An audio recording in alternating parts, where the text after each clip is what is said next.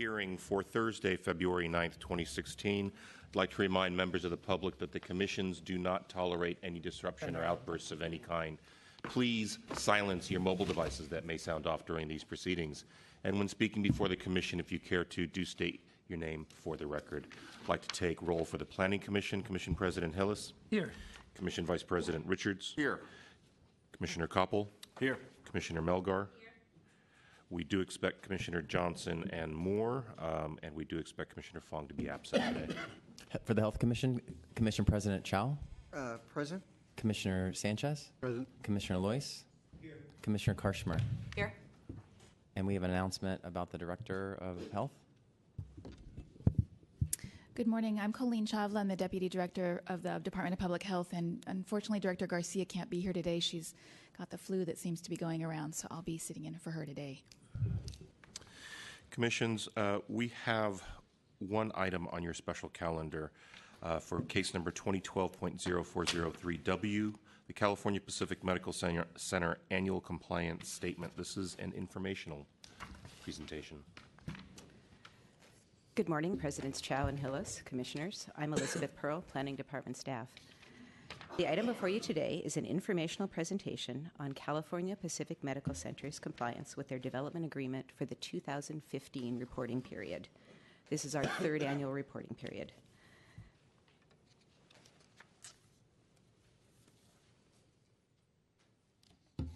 At today's presentation, you will hear from City staff on CPMC's compliance with key components of the DA that are relevant for the 2015 reporting period, as well as some updates on their projected compliance in 2016.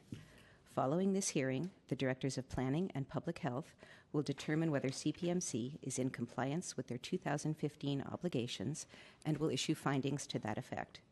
A third-party monitor will review the Director's findings and will inform the Board of Supervisors whether he agrees with their determinations. CPMC's development agreement requires them to build 2 new hospitals and 3 new medical office buildings, as well as a variety of public improvements.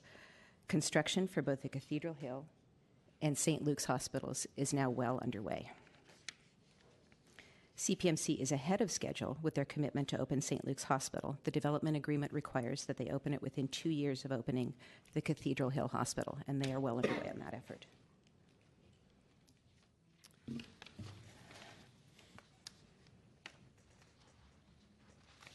For the 2015 reporting period, there are 11 main action items up for compliance review as outlined here. These are primarily in the areas of workforce and hiring, of provision of health care, payments, and public improvements. My colleagues who are here today will go into many of these in greater detail. I would like to note that one reporting area, the First Source Hiring Program, has a reporting period that doesn't correspond to the calendar year that you're considering here today. That area of reporting runs from mid-2015 to mid-2016. This is consistent with the way we've reported this information to you previously, so we're presenting it with no data gaps, and it will also give you a more updated picture of that area.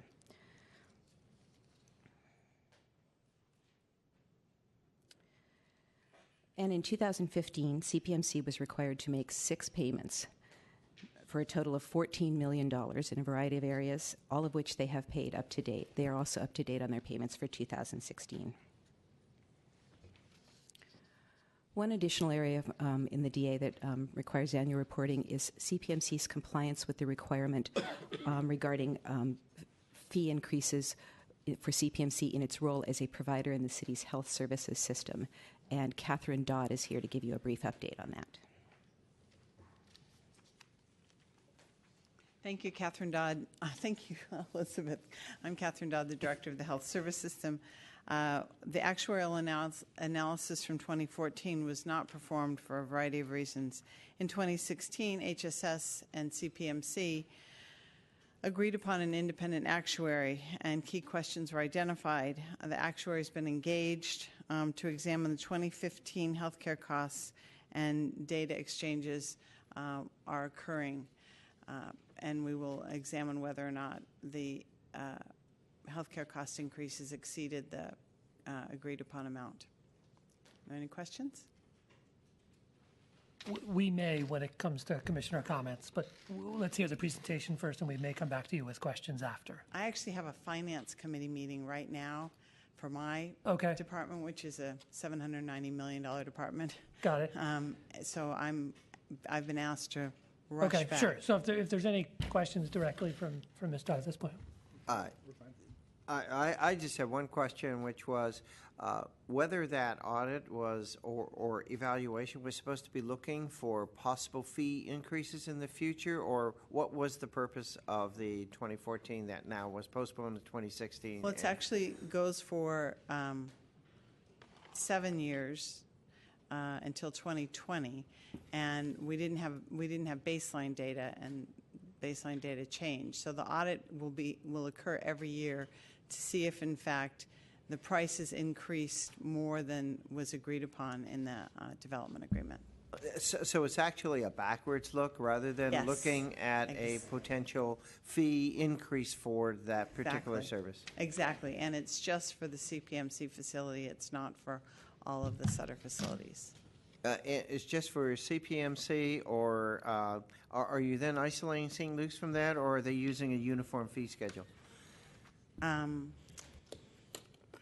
I honestly don't know the answer to that question, but I can find out and get back to you. Okay, thank But you. thank you very much, Dr. Chow. Thank you. I apologize for having to leave. I just can't That's split. it. Okay, thank you. Any other questions? Thank you, Ms. Anyone? No? No, okay. Thanks, Catherine. And could we have the document camera again?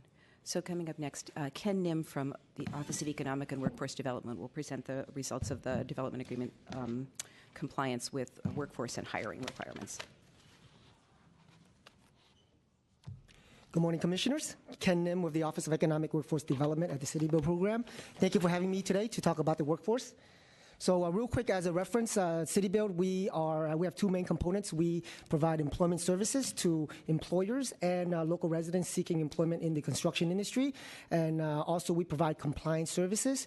And we administer two main programs, First Source Hiring and the mandatory local hire for the City and County of San Francisco. So for this project, we provide both services in the CPMC for employment and compliance. So first, the first item is the hiring goals.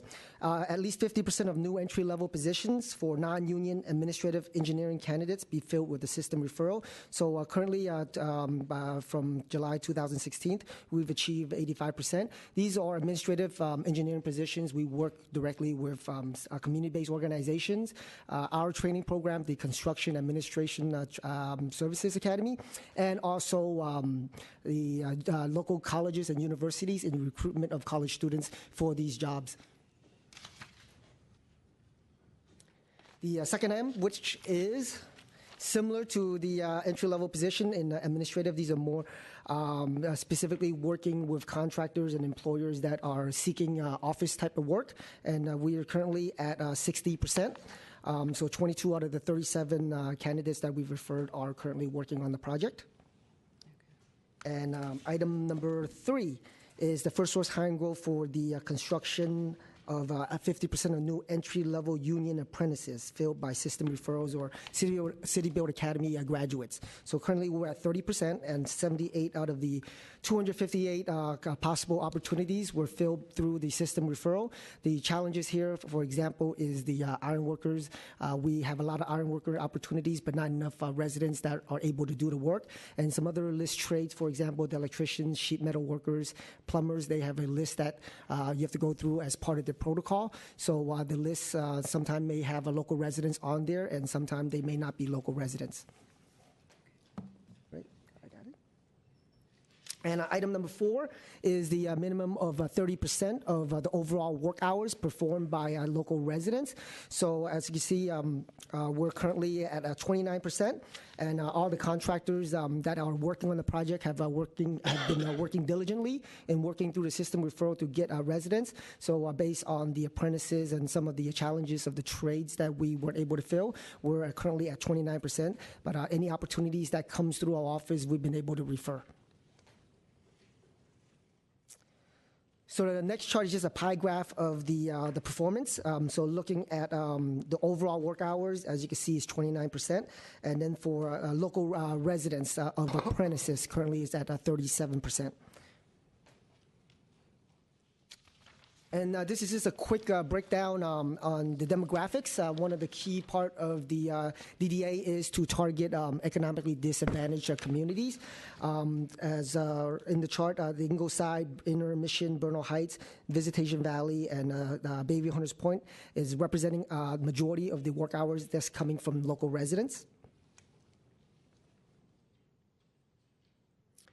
And the next slide is just the local business enterprise goals. The contracting goal is 14%.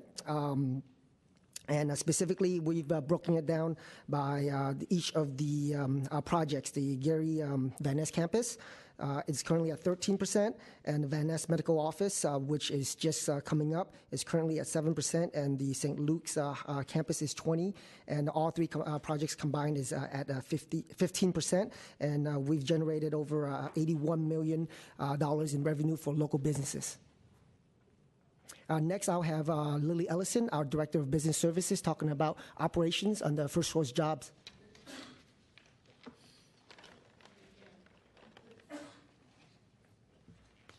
Good morning, Commissioners. My name is Lily Ellison, Director of Business Services for the Office of Economic and Workforce Development. Under Business Services, we are tasked with the administration of the First Source hiring program for non-construction. Our hiring goals actually were or are at least 40% of all entry-level positions from our workforce system each year. This is really a great turnaround story. We started off at about 14%, and this year we've exceeded that. Now, if CPMC does not fill 40% of the entry-level positions with our workforce system referrals in a hiring year, the number of entry-level positions constituting the hiring deficiency will roll over, and then they're added to the annual hiring target for the following hiring year.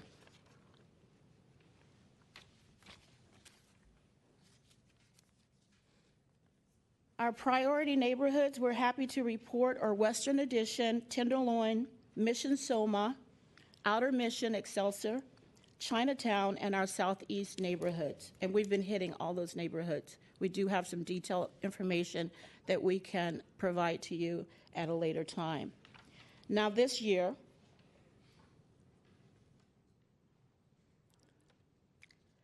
in our First Source hiring program for CPMC operations, again, this is our non-construction, all of our non-construction hiring goals have been exceeded.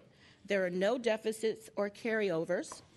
This program year is year 3, and that runs from August 2015 through July 2016. Instead of the 40% goal, we're at 69%.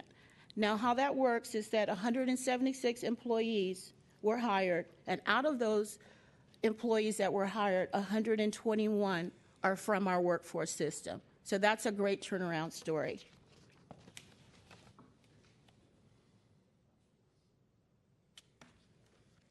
I will just add, and I don't have a lot of detail about this, but I will present to you that the First Source hiring program for CPMC operations has a workforce fund grant agreement. CPMC has paid $3 million into a workforce fund that's administered by the San Francisco Foundation. The fund focuses on barrier removal and job training for the employment opportunities created by the project. Now, these funds target educational institutions and nonprofit organizations with an existing track record of working in the priority neighborhoods, and many of those I just mentioned. Our current grantees are JVS, or Jewish Vocational Service, Mission Hiring Hall, MMH as we call it, Positive Resource Center, Self-Help for the Elderly, known as SHE, Success Center, and YCD, Young Community Developers.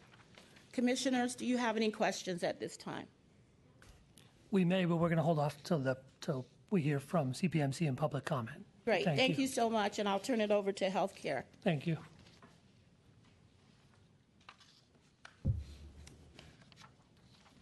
Good morning, Commissioners. Colleen Chavla. I'm here to talk to you about the healthcare elements of the development agreement. This slide is a summary of those healthcare elements, but I'll go into them in more detail, so I won't discuss them here. So first, for the next several slides, I'll talk about the elements of the DA in 2015. And of course, we're now into 2017, and 2015 seems like a long time ago. But to separate what's happened since then, I'm really going to talk specifically about the 2015 compliance in the slides. And then at the end, I'll have some updates on what has happened since the 2015 annual report. So with regard to baseline charity care includes 4 obligations, and these provisions were included to make sure that CPMC maintained the level of care to low-income uninsured people in San Francisco that they were doing before the DA, and that everything else in the DA was additive to the baseline charity care obligations. So the first one is unduplicated patients served. The DA requires CPMC to serve a baseline of 30,445 charity care or Medi-Cal patients annually. This measure represents care to low-income individuals who are uninsured or underinsured or have Medi-Cal. The 30,445 figure represented the average number of Medi-Cal or charity care patients that CPMC served in the 3 years prior to signing the development agreement. So this and the other baseline charity care measures are included, as I said, to make sure that everything else in the DA is additive to what CPMC was already contributing to the community. In 2014, commissioners may remember that CPMC had a shortfall of 1,849 patients. The DA contains a provision of a 2-year rolling average provision that allows CPMC to make up for this shortfall in a consecutive year. And so that meant that in 2015, CPMC was required to serve 32,294 patients. CPMC exceeded this requirement by serving 37,771 patients. That's exceeding it by nearly 5,500 patients. This figure was verified by an independent third-party auditor. CPMC reports that the increase is primarily due to their expansion of enrollment of their existing partnership with Northeast Medical Services, NEMS, also the provision of ancillary services for NEMS patients.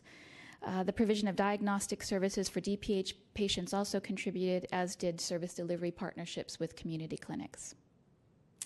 The second element of the baseline charity care commitment is on community benefit spending. So it required CPMC to spend $8 million annually for community benefits to the poor and underserved. In this category too, CPMC exceeded its commitment, spending over $14.5 million in 2015. The third element of the baseline charity care, or its charity care policies, it required CPMC to not change its charity care policies, the policies under which it provides care for free or at no cost to people who need it, until the end of 2015. And no changes were made to CPMC's charity care policies during that time. And then the final baseline charity care commitment relates to the Bayview Child Health Center. And in 2015, they have continued to support the Bayview Child Health Center consistent with their pre-DA commitment to the center.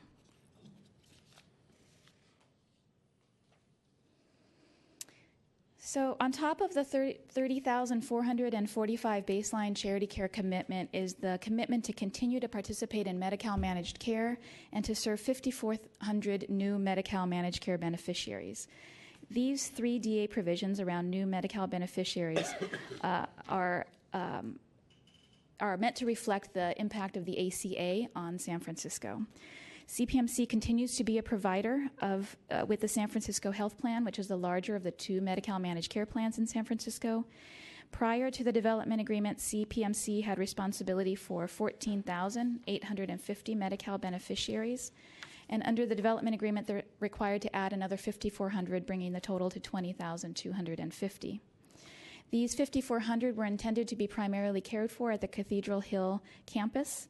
CPMC already serves a large proportion of Medi-Cal beneficiaries at the St. Luke's campus, and the intention here was to make sure the Cathedral Hill campus was as accessible to low-income individuals as the St. Luke's campus. So through its partnership with Northeast Medical Services, known as NEMS, as well as through NEMS' new partnership with St. Anthony's Clinic, in 2015, CPMC accepted a total of 18,522 new Medi-Cal managed care beneficiaries. This exceeds their requirement by more than 13,000.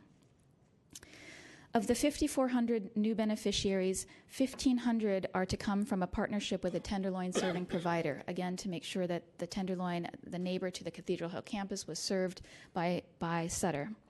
The intention here is that, as I said, the new neighbor will serve Tenderloin residents. And in 2015, CPMC's existing Medi-Cal managed care partner, NEMS, entered into another contract with St. Anthony's to be that partner in the Tenderloin.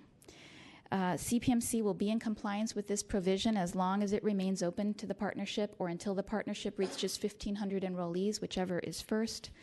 And as of January 2017, enrollment in the partnership is 125 Medi-Cal beneficiaries.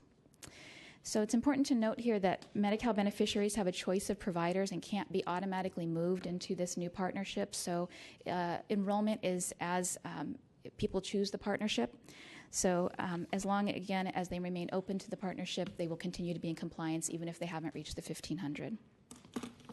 So to help grow the partnership, though, the Community Health Innovation Fund supported infrastructure enhancements at St. Anthony's and also outreach and education at St. Anthony's. So in addition, St. Anthony's was given funding to do direct outreach to their dining room guests, to initiate discussions with St. Francis to create a formalized referral process, to do outreach and enrollment at Hamilton Family Center and Compass Family Services, to obtain access to eligibility workers, to make them eligible for Medi-Cal directly, and to participate in all Project Homeless Connect events. In 2015, the Innovation Fund received $1.125 million into the fund, and grants were awarded in the amount of $1.3 million. The grants awarded were to several community-based organizations representing enhancements in care for behavioral health, senior health, and the St. Anthony's infrastructure and outreach that I mentioned just a moment ago. So this is a summary of the additional healthcare provisions that are required in the DA. The first was around post-acute care, and the deadline for this obligation had been extended to December 31, 2015. Given reductions in skilled nursing services, including subacute care at CPMC as well as at other San Francisco hospitals, the Health Commission asked for a more expansive look at the issue of post-acute care. So we worked with DPH worked with CPMC and other San Francisco hospitals to assess the availability of post-acute care services in San Francisco more broadly. The resulting report was finalized in 2015 and presented to the Health Commission in February of 2016. And it included 3 key findings and 7 short and long-term recommendations. DPH, the Hospital Council, and other member hospitals, including CPMC, are continuing the work to address those recommendations under the auspices of a task force that was convened by the Hospital Council and has just had its first meeting, I think, in the last couple of weeks. CPMC also continues to integrate its various medical staffs across hospitals as directed by the DA and to retain its membership in the San Francisco Health Improvement Partnership, which is the successor to the Community Benefits Partnership. Regarding CPMC's relationship with Chinese Hospital, for the term of this report, Chinese Hospital was in compliance, or CPMC was in compliance with the obligations of the DA in this regard. Commissioners will recall that DPH received correspondence from Chinese Hospital regarding the status of negotiations that would potentially have impacted CPMC's 2016 compliance. And commissioners and DPH have also since received communications from Chinese Hospital that indicate that they were able to come to agreement and no longer assert noncompliance with the DA in 2016. Regarding cultural, linguistic, and accessibility standards, it is CPMC's policy to deliver services in accordance with these class standards, and they've provided a copy of their policy implementing these standards. But the Health and Planning Commissions expressed both in 2013 and in 2014 that they still continue to have questions about CPMC's cultural linguistic appropriateness of their services. So additionally, the Coalition for San Franciscans for Healthcare, Housing, Jobs, and Justice expressed concerns specifically about the diabetes clinic at St. Luke's. So in response, CPMC formed an internal task force to review their current compliance status and opportunities for improvement, and it secured an outside expert to advise them. On September 30th of 2015, CPMC shared with DPH their class standards assessment, and our own experts at DPH reviewed the assessment, called attention to several areas that could benefit from additional focus, and requested that CPMC address these issues in their 2015 annual compliance report, which they have done.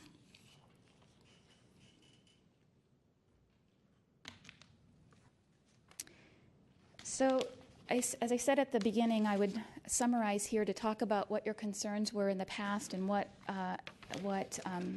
accomplishments have been made since the 2015 report was filed. So in 2014, the Commission may remember there were concerns about the 1,500 Medi-Cal managed care beneficiaries in the Tenderloin. As I stated earlier, there are currently 125 members in this partnership, so still far below the 1,500. But as we've said, I said also, we've funded St. Anthony's to do more outreach and education, to increase enrollment. And really, because patients have choice in their providers, there's not a way to wholesale move patients into this partnership. It needs to be patient choice. And we're continuing to fund St. Anthony's to educate individuals about that choice.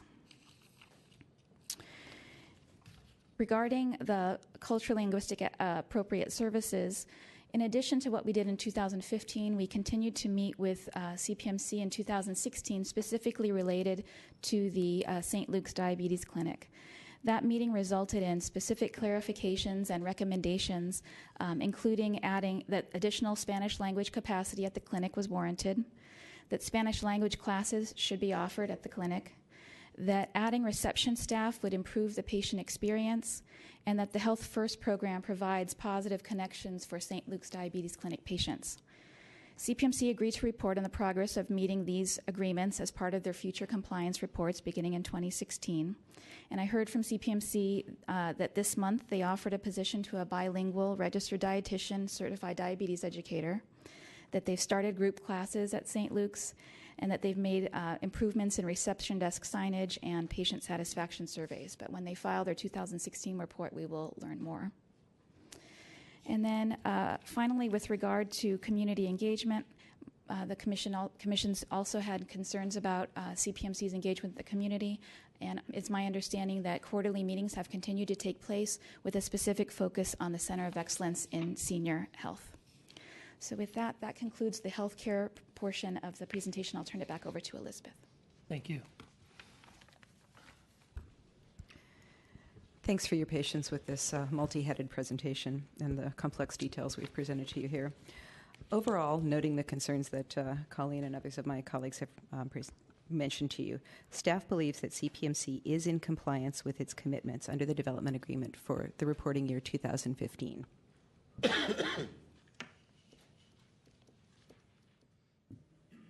They are up to date on their construction schedule and their payments. They are meeting the baseline charity care commitment. As you've heard from Colleen, they have entered into a partnership to meet the Tenderloin Medi-Cal requirement, and they are largely in compliance with the hiring goals.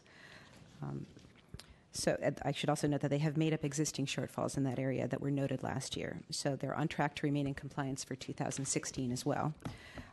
And staff believes that as they are in compliance this year, that we recommend that the directors find them to be in compliance for 2015. That concludes our presentation. I'm going to turn it over to Jim Maxud from CPMC. He's going to make a brief presentation on the project progress, and then there'll be time for your questions and for public comment. Thank you. Thank you, Ms. Pearl.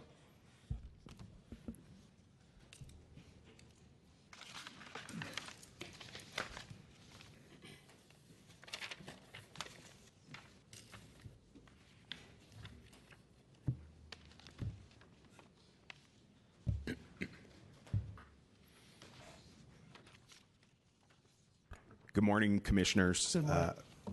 Director Ram. I'm Jim Maxud from CPMC, and my colleagues and I are appreciative of your time today and of staff's time today to report out on our 2015 compliance. As staff noted, a lot of this information in their reports. I'll be brief, especially covering these 2015 key activities from our compliance report. We're proud to be found in compliance on all commitments. We've been working closely with our community partners and DPH to make up the unduplicated live shortfall. You heard that information from staff. Remaining 12,000 lives over the managed Medi-Cal target, the partnership with NEMS and St. Anthony's to serve Tenderloin residents, the comprehensive audit of class standards and the ongoing conversations we've had with DPH specific to the St. Luke's Diabetes Center. We conducted the post-acute care assessment and presented that to health commissioners in February of last year. And again, we're proud of the operational and construction workforce hiring goals and invested over $37 million into San Francisco-based contractors in 2015. Our current priorities are things since this 2015 reporting period, some of which, again, you've heard mentioned by staff.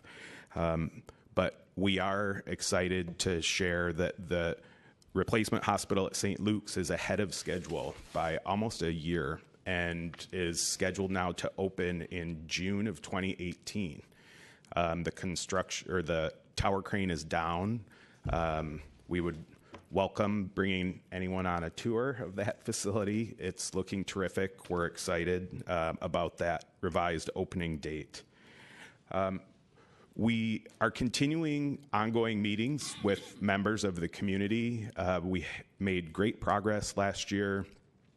We have open lines of communication with various members of the community and are coming to kind of fruitful discussions and constantly trying to gather more people into that conversation, make sure that's as open a process as possible. So we're proud of that activity and the progress with our community members, partners, neighbors, and friends. We did implement the public transportation subsidy this year in January of 2017, which had been a point of discussion in the past. We're pleased to report that about 10% of our employees, even at this onset, have taken advantage of that subsidy. We've also seen an increase in carpools, a decrease in monthly parkers. So we hope that when we see the results of our employee commute survey, which will be sometime towards the end of February, that we'll start to see that single occupancy vehicle number tick down in the right direction. So we're off to a good start with our transportation demand program. We will continue to support the partnership with NEMS and St. Anthony's to increase the amount of services being provided to Tenderloin residents. And as staff noted, we are implementing the recommendations from the class assessment and the specific review with DPH of the St. Luke's Diabetes Center. Through this time, we've invested over $100 million into San Francisco-based contractors, so that's a jump from the numbers you saw reported in the 15 compliance report. So we continue to support our local businesses. And the hiring year is on a slightly different schedule than some of the other commitments, but for DA year 2015 and 16, 74% of San Francisco hires have come from the DA targeted neighborhoods. This is a current view of Van Ness and Geary, and it doesn't mean real-time view, although with the weather we've been having, I think we'd be able to pull that one off. This is two views of the Van Ness and Geary Hospital. The top view is the corner of Geary and Van Ness, looking west. The bottom is a view of Franklin and Post, looking east down Post Street. This is a current view of St. Luke's.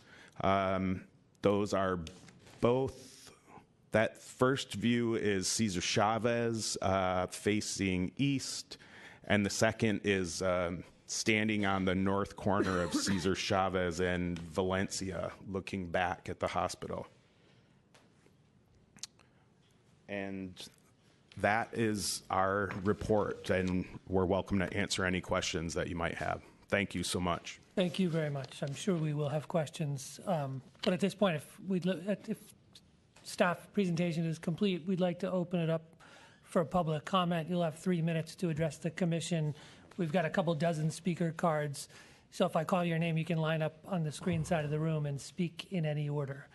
Elise Casey, Mary Patton, Zeke Montillano, Ricardo Perez, Maria Mortensen, Fiorella Vasquez, Tito De Leon, Gloria Dixon, and Bruce Guerin.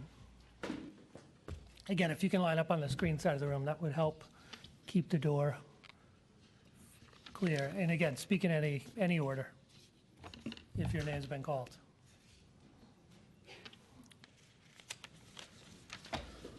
Good morning, Commissioners. My name is Zeke Montejano. I'm the clinic director at St. Anthony Medical Clinic, where we are a managed care provider, as you heard alluded by Ms. Shawa.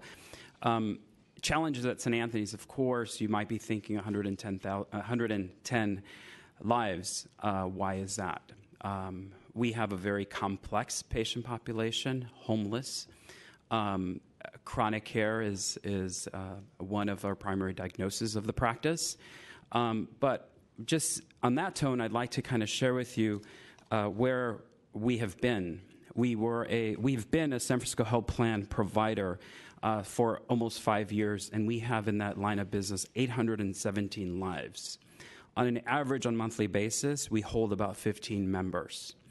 To put this sort of in context, our NEMS CPMC current relationship has 100, to be exact, 121 lives, and that is on average of 8 lives. So would like to share that with you. It's not an easy task to be a provider in the Tenderloin, and I brought along one of our patients who lived in the Tenderloin since 2014. It wasn't until 2015, when we were doing outreach and enrollment in the St. Anthony's dining room, that I met him. He had not been directly participating in taking care of his health care. He is missing a limb, but never had anyone to treat him with the compassion to seek services. And as a result of our partnership and the dollars allocated from CPMC to St. Anthony's, this work is being done. And we continue our work day in and day out. Challenges with the ACA, the enrollment of our patients. In the queue right now, we have about 220 patients that we're waiting for Medi-Cal to assign a designation. And as we know, our patients have a choice which network they will choose. But subsequently, our responsibility is to get them into the Medi-Cal managed care line of business. So again, I'd like to personally thank CPMC, you for your time this morning, and we're grateful for the partnership with CPMC and all that they do in the Tenderloin to support us. Thank you. Next speaker, please.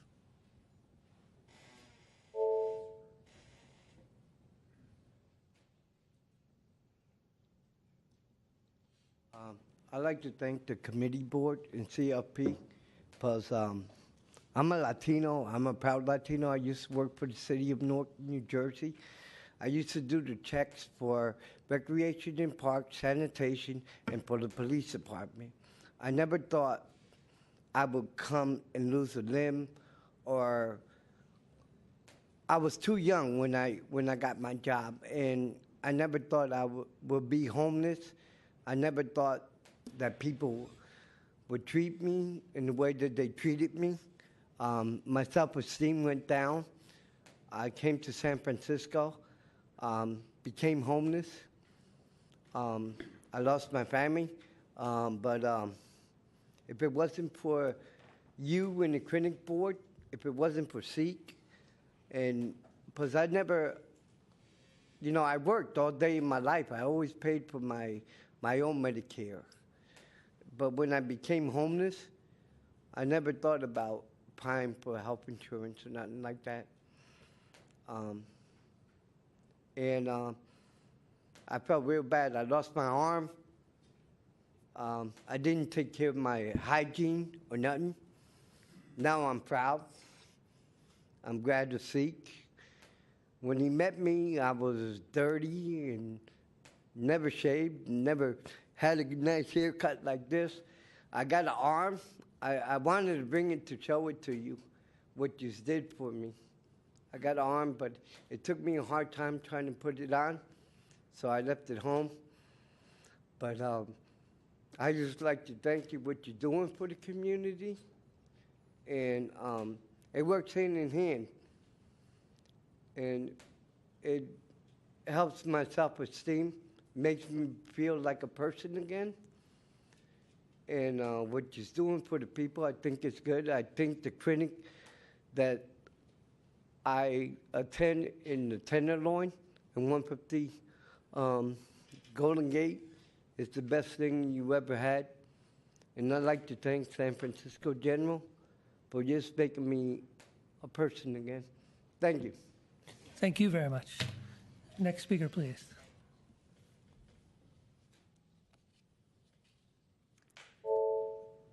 Good morning. My name is Elise Casey, and I am a social worker and behavioral health clinician at the St. Anthony's Medical Clinic. And my role was really created over the past year to help families that are trying to gain access to health care at St. Anthony's and helping them enroll in insurance and really connecting them to the resources that they need. And we find that a lot of the families I find that a lot of the families I work with have been in similar situations to Mr. Perez, and they never really expected to be homeless or have to worry about where their next meal is coming from. So a lot of my work initially has been really supporting the families so that their basic needs can be met, so that they have the capacity and ability to really focus their attention and care to their health care needs, and to really gain a more comprehensive system of care for their family. And so part of that has been making it as easy as possible for them to enroll in Medi-Cal and health insurance and to gain access to our clinic. And we've worked on a bunch of different outreach programs, working with some of the family resource centers and letting their members know that we have availability in our clinic and are always open to new patients, and really focus not only on the physical health of the families, but on the overall well-being, mental health, and a lot of my job is working with them in addressing the psychosocial needs and stressors that they may have in their lives. Thank you. Great. Thank you, Ms. Casey. Next speaker, please. Good morning. My name is Mary Patton. I'm a nurse practitioner at St. Anthony's Medical Clinic, and I'd just like to speak to our outreach attempts in the Tenderloin community. We face many challenges given that a lot of the families that we work with are not permanent residents, and so dealing with Medi-Cal to try to get their insurance transferred to San Francisco County takes months sometimes. And so we're excited about the continuing opportunity to outreach to the families in our community to get them enrolled in this partnership with NEMS. Thank you. Thank you, Ms. Patton. Next speaker, please. Hello, my name is Bruce Geron, and I have the pleasure of leading a small construction company called GECMS. We're a small company and a very young company. Back in 2012, I believe it was, or 2013, when this project was approved, we were given an opportunity to help start the construction on the construction office that's presently occupied at Van Ness and Post. I know it was a test to see if we can do half of what we said that we could do. We knew that that was our chance to become involved with a larger project when it began. We started with a small workforce of only about, at its peak, about 4 people. We completed that small task, and we were invited back again in 2015, again with a very small workforce, but it has led to continuous work from 2015 to today. And it's been with a number of growths from the initial task that we were given of being only one small part of the overall activities there to, I think, about 7 separate work packages. Some of them have been directly with Herrera Bolt, and others have been with subcontractors or trade partners at Herrera Bolt. I believe that those growths were part of, or only possible by us demonstrating each and every single time that we were given an opportunity that we were worthy of the opportunity that they had given us to work out there. I am indebted to the leadership of Herrera Bolt for giving me the opportunity to show what we can do. I think that it's not only at the leadership level where we enjoyed this relationship, but it also made it down throughout the organizations to the folks that we work with day in and day out, the superintendents and foremen, the people who are at the business end of the business of making sure this project gets done. We demonstrated time and again that we earned the right to be out there. Now, it hasn't been it hasn't been smooth the entire way. We've had our challenges, but I believe that we have met them and grown from them. One of the many keys of effectiveness that I place upon myself is not having people become employed and then go off of employment. My goal is to provide an environment where there's continuous employment, because you don't get to develop and invest in people unless they've moved beyond this entry level. And while I've had other projects and some pretty good opportunities with the City of San Francisco, with the airport, DPW, PUC, and Rec and Park, this opportunity has given me stability. And I think that what it's done is given my company the ability to be able to stand competitive with other companies that have been around a lot longer. So when I look back at the history of my company... Sir. Thank you, Mr. Duran. Next speaker, please.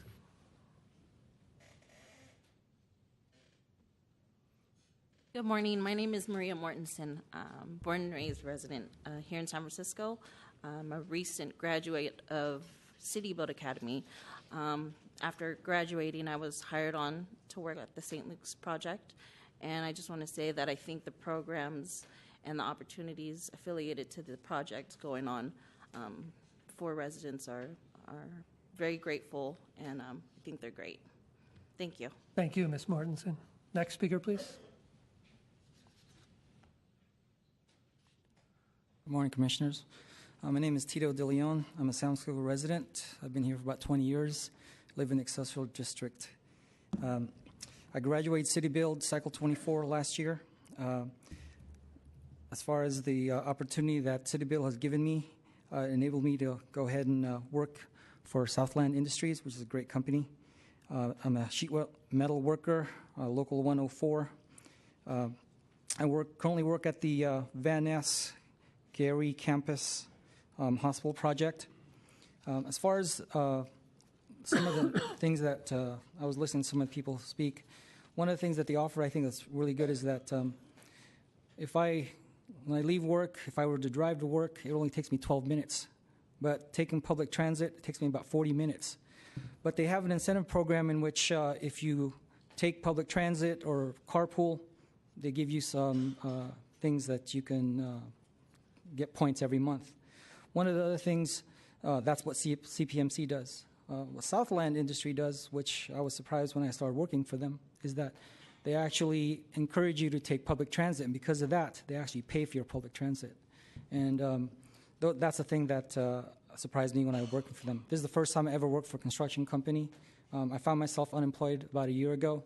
When I went to unemployment office, I basically found out about City Build, and after that, I've been there for 5 months. What City Build has done for me was it actually gave me the opportunity to work in the construction field. We had people from the Southland supervisor come and visit our school to go ahead and demonstrate for us. Different other trades went and visited, and I happened to choose sheet metal. If City Build was not there, I know I would never have had the opportunity to work in the construction industry in the field of my choice. So I do appreciate everything that this City Build and the Office of Economic Development has done for me and my family. Thank you very much. Thank you. Next speaker, please.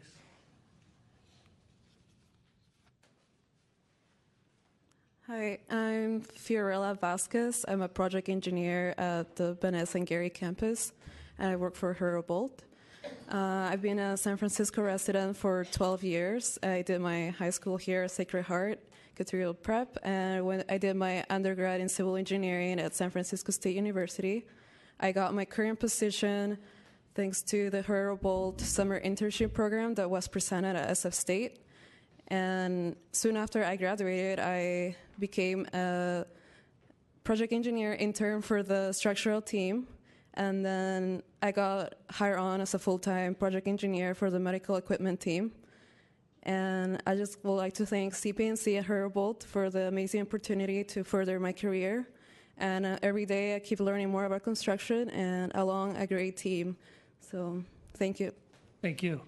And I'll call some additional names. You can come up: Matt Fennell, Avni Desai, Melanie Grossman, Ken Barnes, Asanio Piamelli, Sandoval Jane, and Ruben Garcia. Please. Good morning. My name is Gloria Dixon. I'm a native of San Francisco. I had the privilege of becoming a graduate of the CAPSA program. I started as an intern at the St. Luke's Hospital. And from that point, I was promoted 3 times. I'm working at the Van Ness project, and I thank you. Thank you, Ms. Dixon. Next speaker, please. Good morning, Commissioners. My name is Abigail Hedrick. I'm the Employment Program Manager with Hospitality House and the lead of the Homeless Employment Collaborative. As you can imagine, running an employment program in the Tenderloin and finding pathways to good jobs is extremely difficult. As I'm sure you know, we have some of the highest rates of poverty, of previous incarceration, substance use, mental health, and we have double the homeless population of 9 other districts combined. I'm here in support of CPMC because they've been extremely dedicated to our community. Pragna Dava and Kevin Trang have come on site to Hospitality House. They have dedicated literally hours to interviewing every single one of our job seekers. After the interview event, actually, they ran out of time. They had to go back to the office. But instead, they stayed. They sat down with me, and they went over feedback on every single one of our job seekers.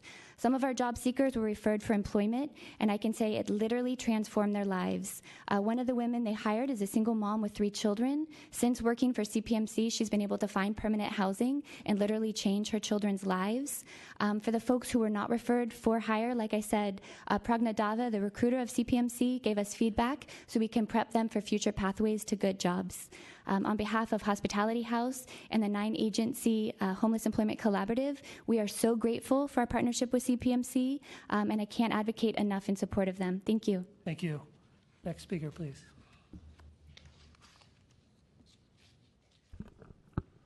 Good morning, Commissioners. My name is Christian Martin. I'm the Executive Director of the Lower Polk Community Benefit District, and I'd like to echo the comments of previous speakers and thanking CPMC for their community engagement. For the CBD, they are a powerful fiscal sponsor, and their generosity has allowed us to directly employ people that have provided cleaning and maintenance services to the district, which in calendar year 2016 removed over 50 tons of trash, feces, needles from the neighborhood. Indirectly, their presence has supported small businesses, and I would just like to thank them publicly and encourage the Commission to support them. Thank you. Thank you, Mr. Martin. Next speaker, please.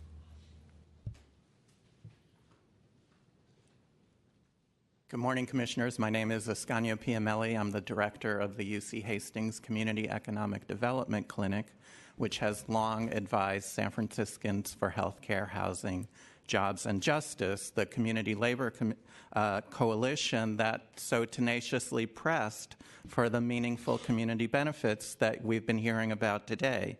and a coalition that has consistently participated in the DA compliance review process. In the public comments that follow mine, you'll hear from individual members of the coalition speaking on a number of specific issues, but I've been asked to make 3 overarching initial points. The first is that it really shouldn't have been this hard, and it should not have required so much effort from this coalition to push the city to insist that Sutter CPMC fully comply with all of its obligations. The second point is that the coalition is disappointed that the city has not used this review process to catalyze a real-time, forward-looking discussion of current and looming conditions that need to be addressed, to explore whether all of the essential promises of the DA are being fulfilled. Instead, this review process has devolved into a formalistic, bureaucratic, backward-looking, box-checking exercise. At the end of every May, CPMC reports that it has met each and every obligation of the DA. In June or July, the coalition submits lengthy written comments of where CPMC has not fully complied and areas where more information or dialogue would be helpful. We literally suggest the areas that the city report should discuss. Then in the fall, the city report typically ignores most of the coalition efforts to catalyze discussion and open exploration of whether the lives of all of the ordinary San Franciscans are being improved in the way that the DA intended. It appears to many coalition members that the rules of this review game are that CPMC must never be scrutinized too closely, must always be given a passing grade, and if it can't be given a passing grade, the provisions of the DA that it's violated or ignored, or they're just reinterpreted, or this joint hearing is postponed until CPMC can be given that passing grade. Thank you. Thank you. Next speaker, please. Good morning, Commissioners. My name is Avni Desai, and I work at Community Housing Partnership. We help homeless people secure housing and help them become self-sufficient. And last year, we served over 1,400 residents throughout the city, most of them in the Tenderloin. I think it's great to see other partners in the Tenderloin here, like St. Anthony's Hospitality House. We deal with residents every single day. And we've heard a little bit about compliance versus non-compliance. I just want to talk about this from our residents' perspective a little bit, because they're the ones that live in the Tenderloin. We work there, but they live there every single day. I think we're starting to form a partnership that's great with the different nonprofits and community-based organizations in the Tenderloin. In fact, in August, we even hosted a community event. And while turnout was low, we did ascertain that we need to collaborate a little bit better. And I think we can do better. We can do better for our residents. They've stated that if there is the ability for CPMC to provide transportation for Tenderloin residents to access services at other CPMC facilities until the Van Ness Hospital opens, that would drastically improve their ability to access their care. Additionally, they stated that a navigator to help support access to services, what's available, what's not, would be really helpful for them as well as other low-income residents. And last but not least, working with homeless residents and formerly homeless residents, I think it'd be great to collaborate with the Department of Public Works, with DPH, to see how we can provide the appropriate access to care for people who are coming out of encampments. And really get them, when they enter the system, to make sure that they have the opportunity to have access to equitable access to care and a great quality of life in the Tenderloin. Thank you. Thank you. Next speaker, please.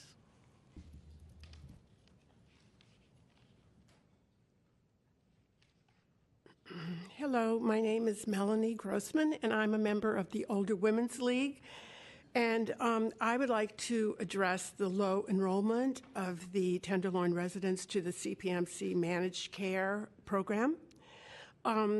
I have experience recruiting community members in the Mission, the Bayview, Visitation Valley, and Oakland to research programs at the Institute for Health and Aging. And although I congratulate St. Anthony's on their work, I'm here just to suggest that there really are ways to successfully recruit hard-to-reach community members, and we were successful in our own efforts. The first thing that we did was to get community input. What are their barriers? What are their motivations? What would help people join? The second thing that we did was just showing up in the community. And I'm not suggesting that people aren't showing up in the community, but just thinking outside the box. Showing up at the churches, going to the beauty parlors, going to the barbershops. There's lots of interesting places to meet community members and to recruit them. The third issue is the advantages of enrollment have to be immediate and they have to be clear. We learned that people want to stay in their own community. And that means that if they have to leave their community for, let's say, consultations or procedures at other CPMC campuses, we suggest providing navigators and health advocates to them so that they can feel more comfortable, that institutions have to be welcoming and user-friendly. And I think that using some of these techniques, that the enrollment goals can be reached realistically. Thank you. Thank you, Ms. Grossman. Next speaker, please.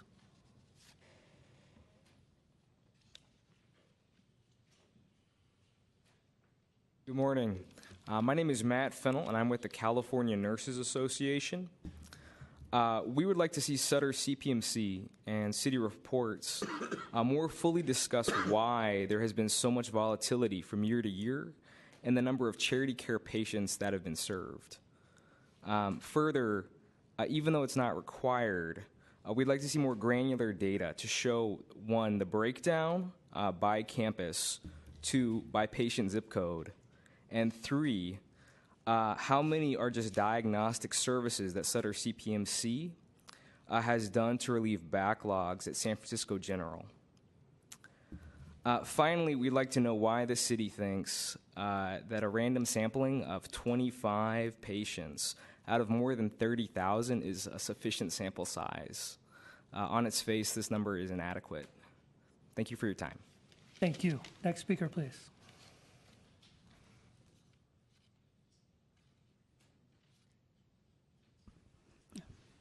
Morning. My name's Jane Sandoval. Thank you for having us here this morning, Commissioners. I'm a 30-year nurse at St. Luke's Hospital. I currently work in the emergency department, and actually I've been down this hearing road almost 8 to 10 years now with trying to ensure that CPMC rebuilds St. Luke's the right way.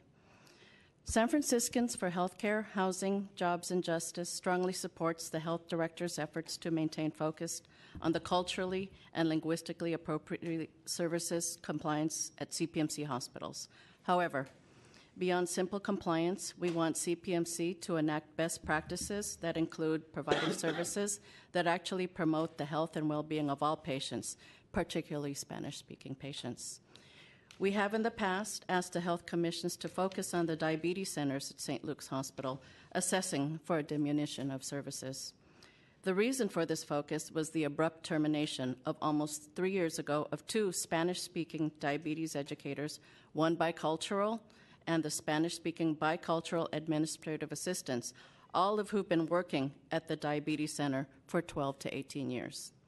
At that time, almost 3 years ago, 70% of the center's patients were Spanish-speaking, whereas today the number is 51%.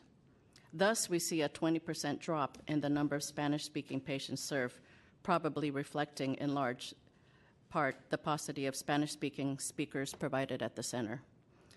In a meeting on April 29, 2016, DPH and CPMC met to discuss the Diabetes St. Luke Center. This meeting resulted in a series of clarifications and recommendations. Number 1, The first recommendation was that additional Spanish language capacity is warranted. As of Tuesday of this week, CPMC hired a 4-day-per-week native Spanish-speaking registered dietitian. Given the 20% drop in the number of Spanish-speaking patients going to the center, we urge CPMC to do outreach to the Latino community, advising them of the increase in capacity to serve them. A related issue is the use of interpreters. Patients state very openly they don't like interpreters, as it is an invasion of their privacy, and they have totally different conversations with an interpreter present as opposed to a Spanish-speaking provider.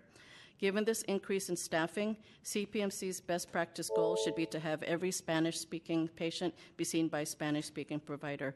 And just because I'm there day to day and I see it, we do use an interpreter phone, which is very cold, and there is something lost in the translation there, and the patients do not like it. I see that. Okay, thank you.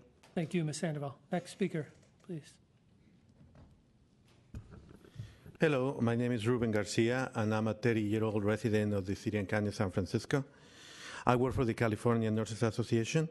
So the second recommendation of the joint DPH and CPMC meeting in 2016 was Spanish language diabetes education that should be offered at St. Luke's. It was understood at this meeting that there was a plan for these classes in the future. This has never happened. But 3 weeks ago, classes for English-speaking patients were initiated, just 3 weeks ago, ready for this hearing. If Spanish is spoken by 51% of the center's patients, someone will think that the Spanish-speaking language will be a best practice, but that hasn't happened. The third recommendation was that reception staff will improve patient care and experience. Prior to the laying off of the staff, almost 3 years ago, there was a full-time AA whose door was open at the diabetes center at all times. Since she left, the room she's been occupied has been essentially empty, excepting when when it's been used by an educator. Thus, there's no reception area except for the hallway and the chairs. And those chairs are dirty and old. It's not an inviting location where you want to sit and wait. When patients call a central number for an appointment, they are directed to room 230, which is the prior administrative room, which is closed and has a sign on telling the patients to find the provider with whom they have an appointment. To make matters even worse and more absurd, the patients are not given the name of the provider, so when they're looking for an appointment, so oftentimes they just wander the hall looking for somebody to ask to what's the name of their provider, and they start knocking the doors all over the place. To this day, there is no AA room or staff. And we have here that CPMC have no plans or intentions to add an administrative person for this office, with the capacity to make appointments and direct people to their providers. And please, this situation is even getting worse when we're comparing with the Diabetes Center at California Pacific. That center has 2 full-time AA as well as a medical assistant. And this person is the one that is directing and making the appointments. Thank you very much. Thank you. Next speaker, please, and I'll call some additional names. Bob Prentice, Michael Lyon, Gordon Marr, Kim Taviglione, and Mark Aronson, and David Elliott Lewis.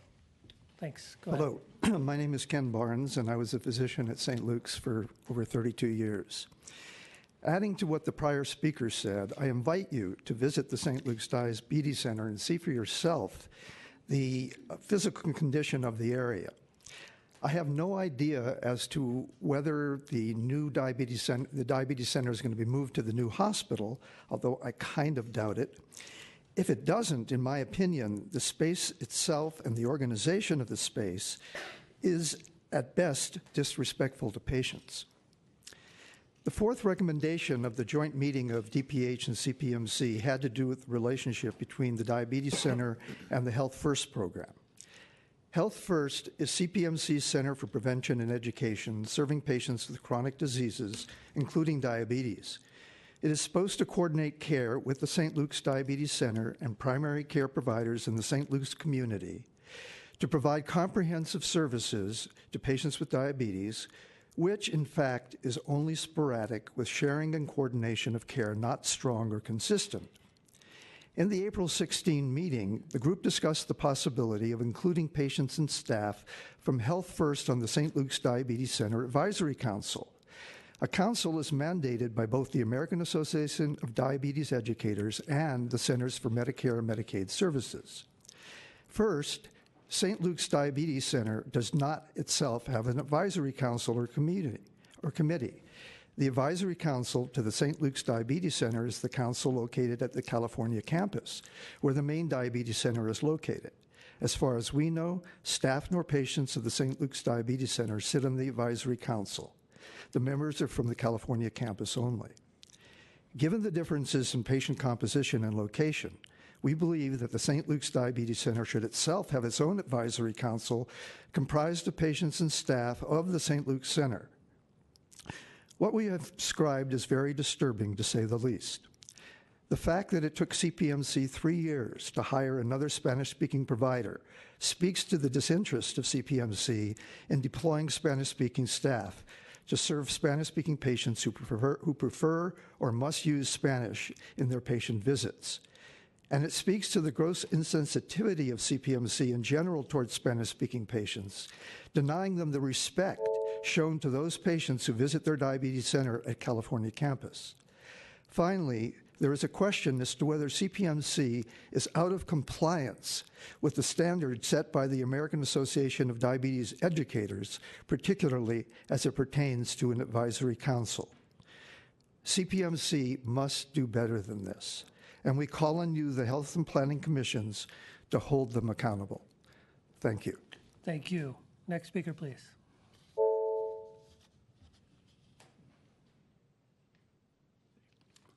Commissioners, I see we have some new commissioners since we last testified. My name is Bob Prentice. I've been involved with the coalition since its inception.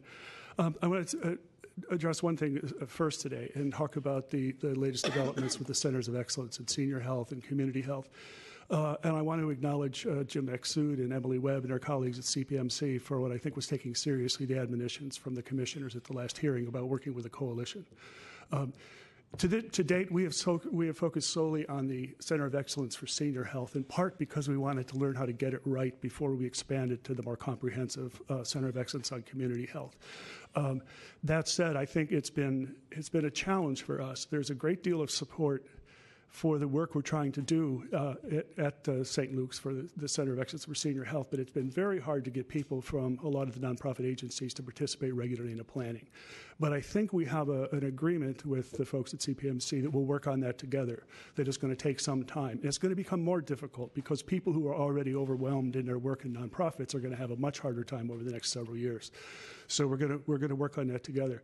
I think there's a principle we've established, I think, that CPMC, which wants to keep seniors out of the hospital to the extent possible, a goal that we share, must have a relationship with the community-based organizations that help seniors in other aspects of their daily living, meals programs, transportation, recreation, things of that sort.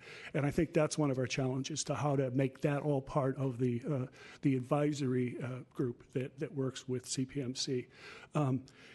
I want to say I think the Center of Excellence on Community Health is going to be a challenge, because if there's no accountability to community, St. Luke's Hospital could become another force for gentrification and emission. I'm reminded constantly of the famous words from Mike Cohill about the new St. Luke's Hospital serving a new demographic of people who are better insured, better educated, better employed. St. Luke's Hospital must serve, of course, the new demographics in the neighborhood, but it also must honor the nearly 150-year mission of St. Luke's Hospital of serving low-income people, immigrants, diverse populations, and so on. Oh boy, I can see I'm running out of time. The last thing I wanted to, this is really stepping out of the bounds of this, but given the changes that we might be seeing, there are so many different assumptions we made when this development agreement was created. I implore the commissions to think about, anticipate what those changes might look like. For example, in our meeting with Colleen Chawla, said 95,000 people are now eligible for Medi-Cal in San Francisco who, because of the Medicaid expansion. And if I'm running out of time, damn it. Last thing, given the assault that's going to happen on public institutions, I hope that we can work with private providers to help deal with the consequences that might come from whatever form the repeal of Obamacare takes. Thank you. Thank you, Mr. Prentice. Next speaker, please.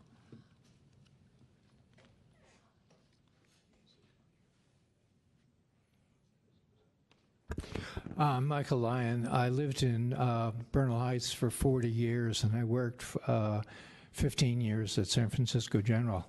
And it seemed like that whole time was a struggle to keep St. Luke's viable and to keep it serving the community that's poor, so-called minority, and grossly medically underserved.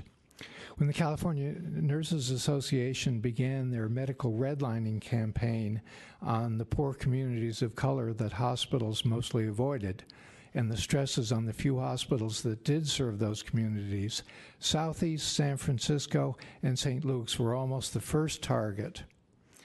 And a viable St. Luke's was always the backup when the San Francisco General Emergency Department was on ambulance diversion, which was an unconscionable amount of time. And we remember that when the first Sutter Health salvation of St. Luke's ended up with Sutter trying to completely close St. Luke's the minute the required 5 years was up. And we cannot ignore Mike Cohill's public statement about wanting to serve the neighborhood of the future, which is better employed and educated. If we think we had problems providing medical care for Southeast San Francisco in the past, imagine what it would be like when the Medicaid expansion is repealed. Any plans that San Francisco comes up with to deal with this emergency needs to include St. Luke's as an integral part, and that means a closer city watch and supervision over St. Luke's. Community advocates like the Blue Ribbon Commission and the H2J2 Coalition and other groups have always been the guardians of St. Luke's and healthcare in San Francisco, and especially in the upcoming San Francisco health crisis, H2J2, as a community labor organization, needs to have a formal role in assuring that not only CPMC adheres to its development agreement that they so reluctantly signed, but also that they bear the burden for health care for all of San Francisco, not those lucky enough to have good insurance. If health care is to be a right and not a commodity, we cannot rely on the market. CPMC must be regulated by the city and by the community. Thank you. Next speaker. Good morning, Commissioners. My name is Gordon Marr, and I'm also here with the Community Labor Coalition, which I've been active with for 7 years now, and it's quite an accomplishment. I think that our coalition has stayed together, and I think it's a testament to the importance of all the issues that are being discussed today and all the important community benefits. And we thank you for your attention and your oversight to ensuring that the development agreement is fully followed.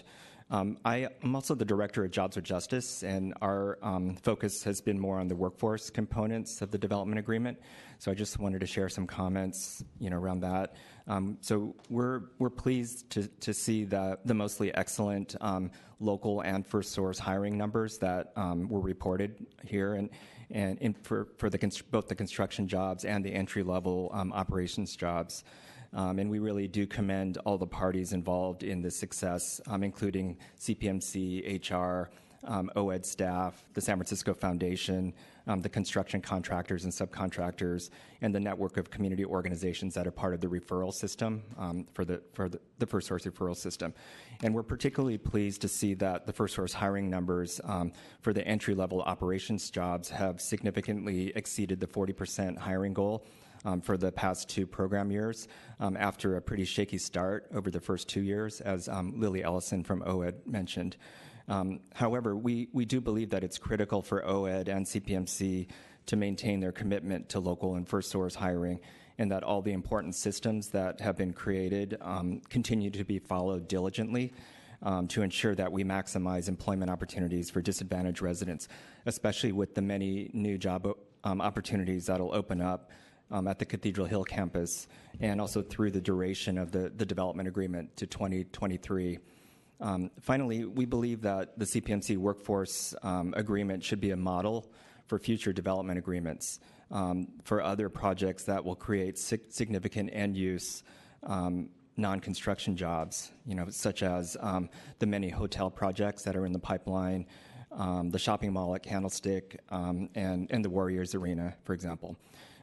So this includes key provisions in the workforce agreement, such as the 40% first source hiring goal, which key provisions which are unique to the CPMC workforce agreement, such as the 40% local hiring goal, the $4 million investment from CPMC in workforce development, the detailed first source hiring monitoring system that OED and CPMC have created, and also the partnership with our coalition of community advocates. So all of these unique components of the CPMC workforce agreement can and should be included in other development agreements to expand on the success of the CPMC workforce component thus far and to continue to maximize employment opportunities for disadvantaged residents. Thank you. Thank you. Next speaker, please.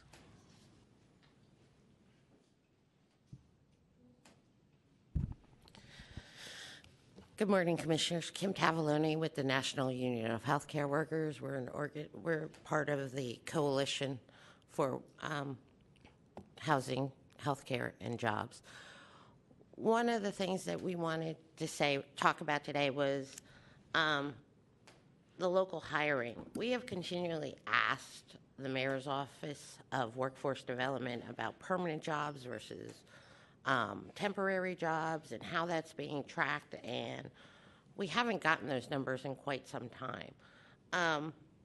The numbers are impressive, but I can tell you, as representing some of the workers on the floors, there are some jobs that are just getting, like, you're hired for 3 months, you're out the door, a new body comes in. And we want to make sure that the people who are coming in it's leading to a permanent job, a permanent future, not a rollover of a group of jobs. So we'd like to see more tracking on that.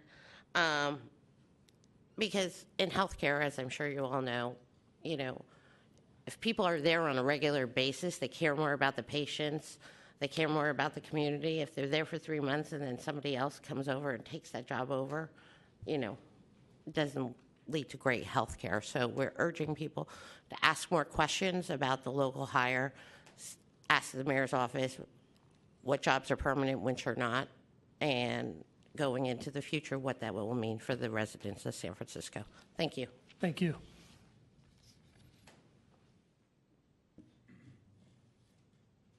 Good morning, Commissioners. I'm here to talk about outreach in the Tenderloin. My name is David Elliott Lewis. In addition to serving on the city's mental health board, I'm an 11-year Tenderloin resident, and I'm active in a number of Tenderloin organizations, including the Central City SRO Collaborative as a tenant advocate for tenant rights, the Community Congress of the Tenderloin, and Community Housing Partnership. I both live in one of their buildings and I serve on their board. And I'm also on a community advisory board for a local clinic in the Tenderloin, a San Francisco Healthcare Network clinic. And so I've spoken to the clinic director and I've spoken to others about to try to find out, has anyone heard of Sutter Health, of CPMC, has anyone heard anything about outreach? And while it's true, a community housing partnership has on their own done outreach to their tenants, and have referred people, even they have had little success in seeing that the people they referred have actually been accepted as patients. And outside of them, I'm telling you, of all my other Tenderloin contacts, and I have a lot, I'm well connected in the Tenderloin community, I'm not seeing the outreach. And I applaud CPMC's stated intention to do outreach to the Tenderloin, but I think there's a gap between what they say they're doing and what's actually happening on the ground, facts on the ground. So I would ask you, Commissioners, to continue to pressure CPMC to provide this, to let Tenderloin residents know that they do have a health care option.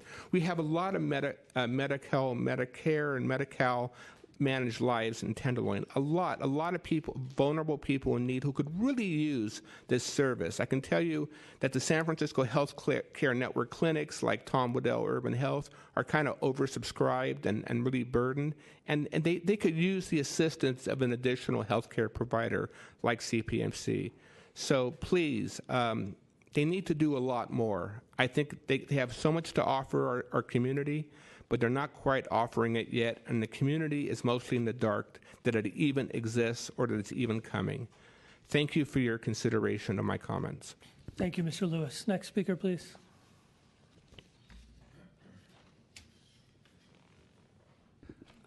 Commissioners, thank you so much for your attention and your hard work on these matters. I'm Mark Aronson.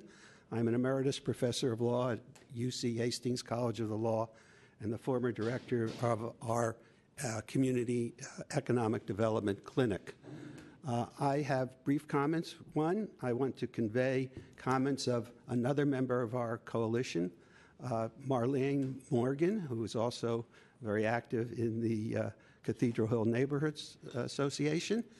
She would have been here, but she has bronchitis, and she would have been directing her comments towards the transportation issues. On this, I'll be very brief. We are relieved that the Clipper Card program has now been implemented by CPMC as of January 1st, and that the participation already has 10% of its employees. This is a major benefit in terms of dealing with transportation issues and encouraging employees of CPMC to take public transportation. I'm sad that it's taken about 3 years more than I think the specific terms of the development agreement required for the implementation of this program. But we have it, and we look forward to other progressive measures in this area.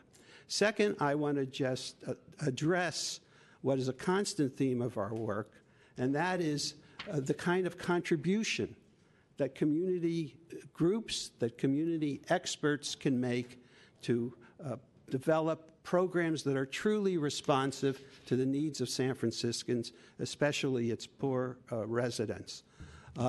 This is very important. It is always very important, whether it's at the advocacy stage or in the monitoring stage. And we appreciate the cooperation with the city officials that we've had to date.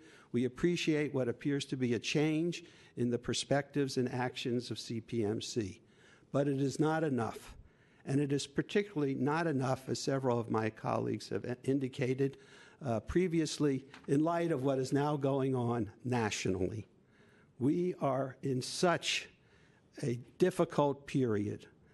In my own mind, and I also have a substantial background in political science, this is a political crisis unmatched in this century. It is important that there be real creativity and outreach to community groups as we continue this process.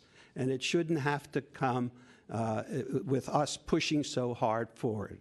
We invite you asking us for help, and we will be forthcoming in ways that I think will be more responsive to the needs that there are now. Thank you so much. Thank you very much. I have no other speaker cards, but if there are any other members of the public that would like to speak on this item, you can come forward now. No, seeing none, we will close public comment. Thank you all for the testimony and open it up to both commissions to make comments or ask questions. Commissioner Koppel. Yeah, thanks everyone and the other fellow commissioners for hearing the item today.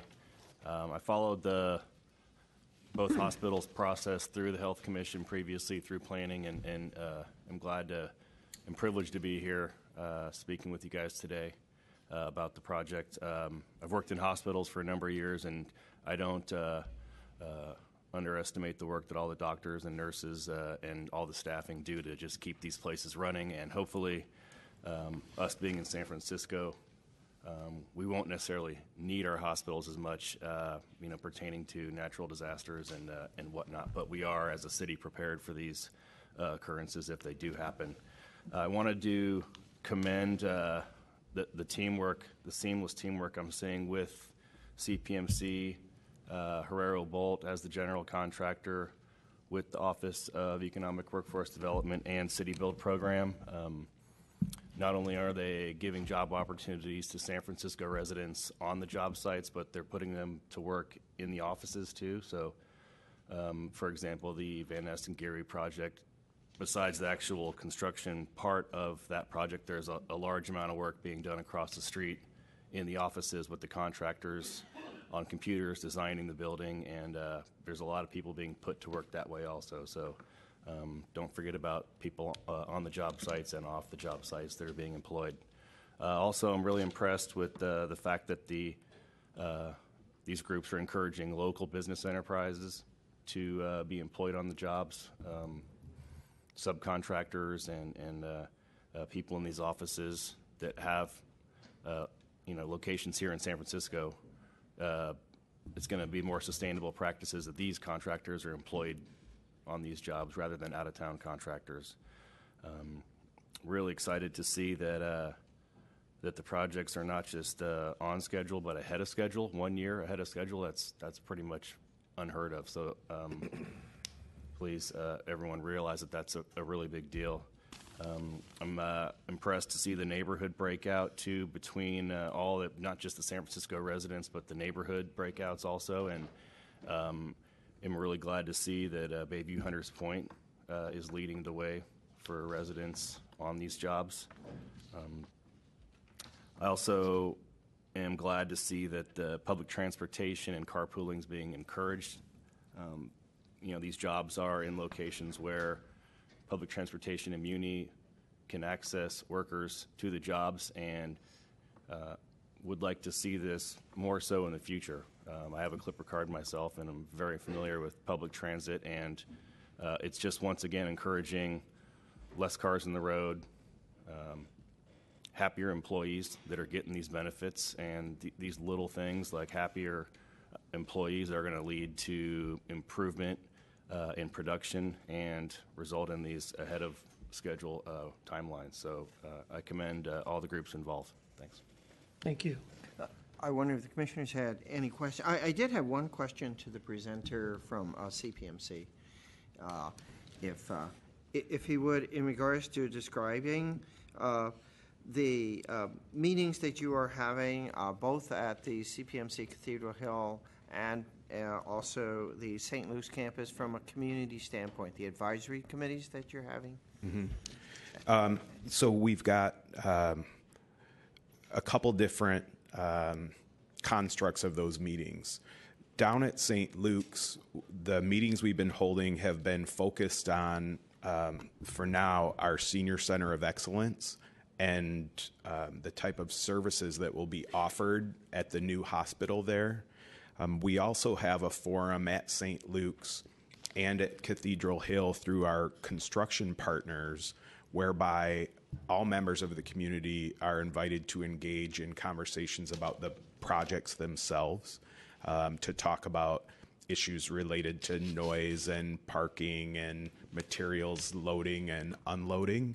And then additionally, at our Pacific Heights campus, we have regular meetings with the neighborhood association around that campus related to items of pedestrian safety and traffic congestion around that campus. So we have various forums at different campuses.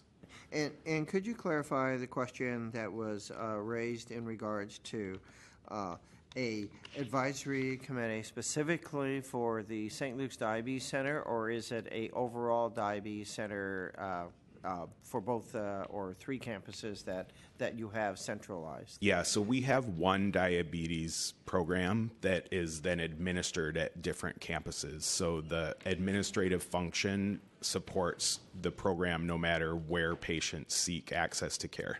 Sure. And on that advisory board, are there representatives from St. Luke's? I don't know the answer to that. I'm sorry to tell you. I'll find the information and get back to you. Thank you. I know Commissioner Karsner had some questions.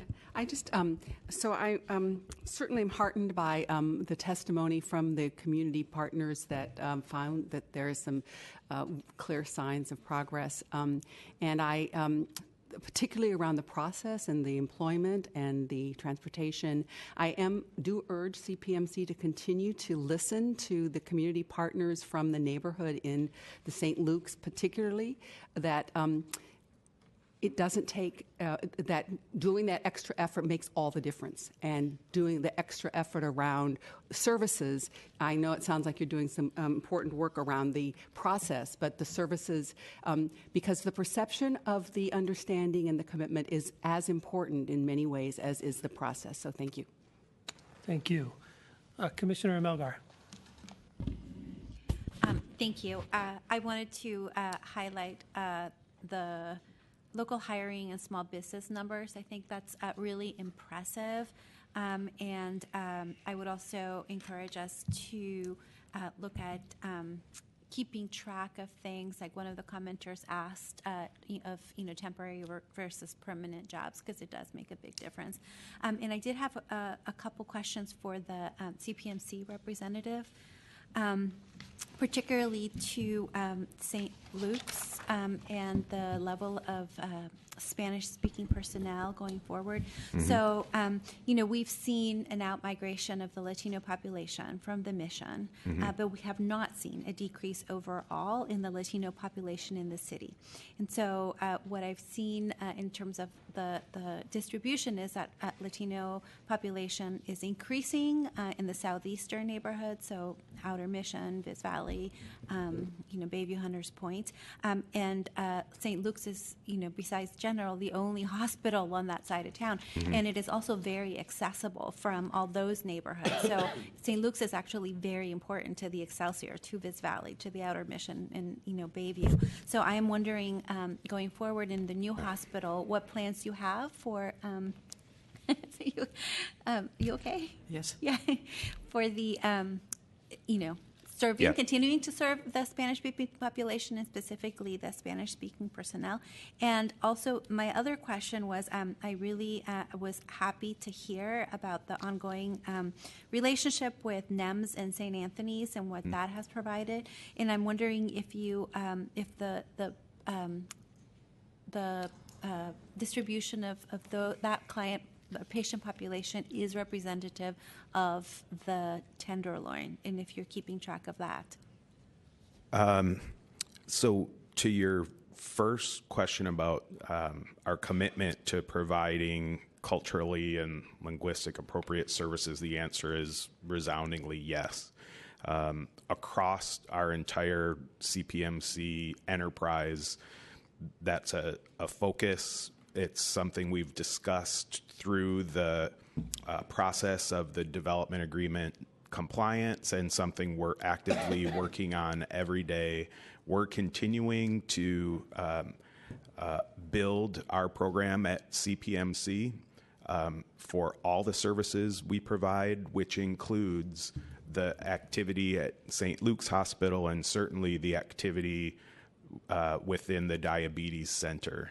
I think I would like to share that for that patient population, they do make appointments. And when they make that appointment, they're given an opportunity to express that they'd like to receive in-language care. So we pay attention to that. We track it, and we try to meet that need absolutely as much as we possibly can. I'm sorry, your question about NEMS and the Tenderloin residents? Yes, whether you know if the population that's being served through that collaboration represents the demographic distribution in the Tenderloin. Are you tracking that? I'm sure we have reports that could be zip code identified, so we would understand exactly what neighborhoods that population is coming from. So yes. My question was more specific, not mm-hmm. just like of zip code, but social economic, race, I'm not aware that we're keeping that type of demographic information. I'm not certain if NEMS is tracking that type of demographic information, but we could find out and get back to you. Thank you.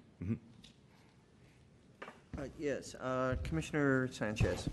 Yes, just a few comments. I think that this meeting has changed significantly since I think that the first time we've had a meeting regarding these two efforts, including setting up task force and oversight and commitments. And but as I listened again today, let me just say that there really has been some significant headway in what has happened and in the coalition.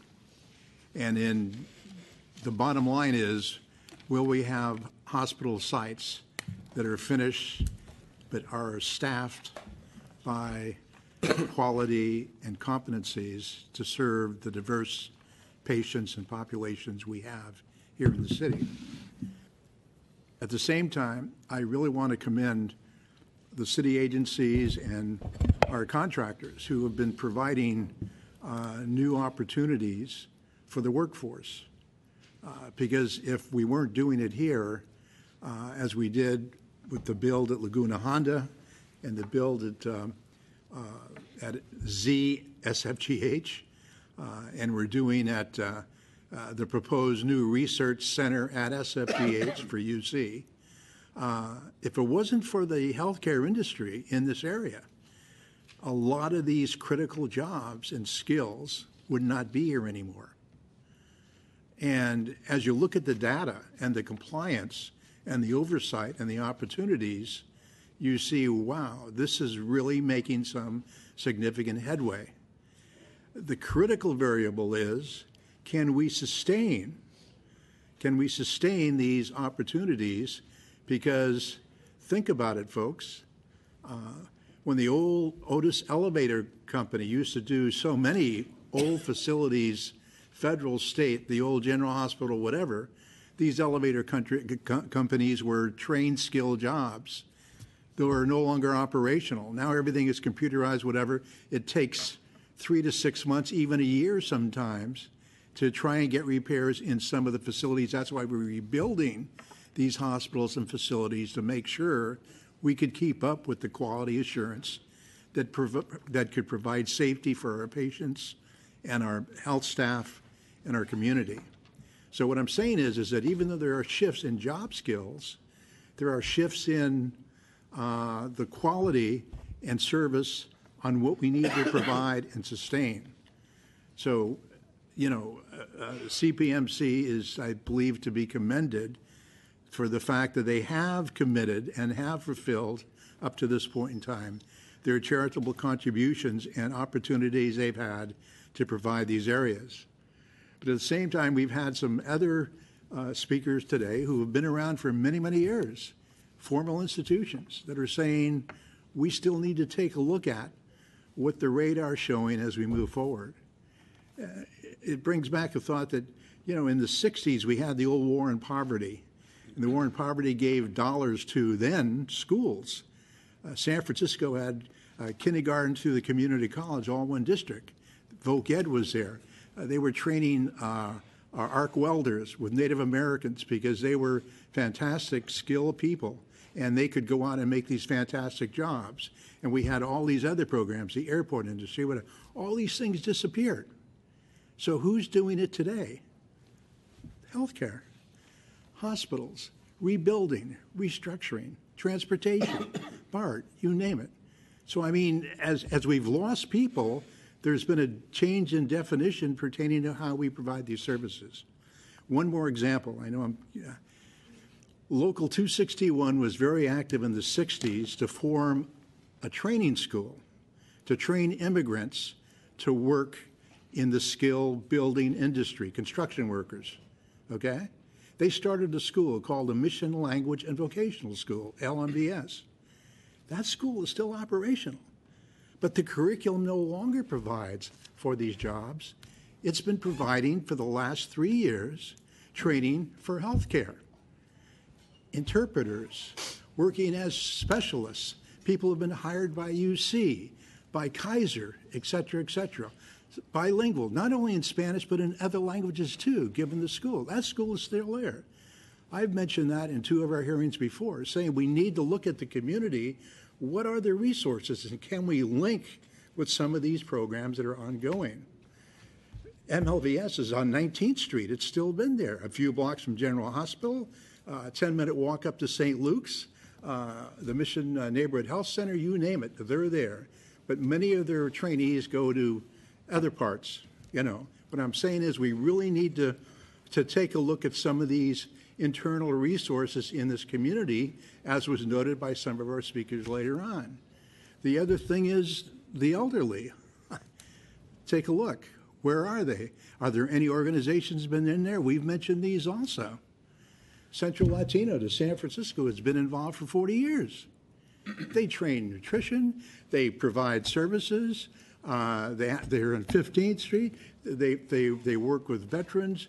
All these services provided, along with Unlock, which is on the other side. All these community organizations would be tremendous resources to provide on-site training for health promotion, diagnosis, and treatment, even having a specialty clinic or visiting nurse or nutritionist or diabetes, come in and present these programs. I mean, they've been there, and they will continue to be there, but at some point, hopefully in the next round, they might be linked so we can provide some of these preventive programs. But there's a lot on your plate. UC has been using them and other ones to support the expansion of the research building. They use them to rebuild San Francisco General. They know because they've been there for a long time. St. Luke's needs to also take a look at some of these organizations that have been here for a multitude, for over 40 years and are still servicing people today, including expanding their programs for up to 7 days. So what I'm saying is, we have a multitude of other organizations, again, in the mission that have been here, but they work under the radar, they work quietly, and they provide service, and they have measured outcomes, and they're doing an effective job. So as we move forward to the next stage, I hope we could link and talk about how we are not only going to expand unique services and really have a fantastic center of excellence that maybe has a unique model known to none other, or are we going to continue and maintain a different approach pertaining to the not only integration of healthcare, but the services that we must provide when you have the population of kids change from 95,000 in 1968 to 51,000 in public schools today, and we still have families coming in, we still have kids coming in. We have many kids coming in from other communities, believe it or not, because the families are afraid of the new laws for immigration and undocumented workers, but the kids are here because the workers are here, and the grandparents are here, and we need to think these new models as we take a look at our patient population and our community we serve. I know I've been long-winded, but I just want to say, as a native San Franciscan, and when my family goes back 4 generations, including 2 generations in the mission, St. Luke's has made significant headway since we started this dialogue, before. And I hope we continue the open dialogue. I feel there could be great changes, even greater changes, as we complete these new facilities. Facilities need trained, competent health providers and staff related to the culture and the dignity and respect of everyone that we see who are involved in this great network. So again, congratulations for the work well done. And there's an old Navy saying we used to have, we stand with pride and view with alarm, sort of in a way. So well done, though, and we could do a little bit more, a lot more, and we'll have due diligence. End of comment. Thank you, Commissioner Sanchez. Commissioner Richards. This is my 3rd one of these. I'm really heartened and surprised that so much has been made up in the last year. I guess the question I have for staff before I go on, I know you've answered this question probably twice before. the gap between the end of the year, reporting year, and today seems very wide. I know companies can report results in a quarter, multi-billion dollars in transactions in days. Why such a big gap? Yeah, part of that gap is just dictated by the terms of the development agreement. And after the end of each calendar year, CPMC does have 150 days to produce their report. The city then has 45 days to produce its own. And then typically we allow for a 60-day review period. We also have a 60-day notice period for this hearing. So when you add all of those things up, that already gets you well into the second half of any calendar year.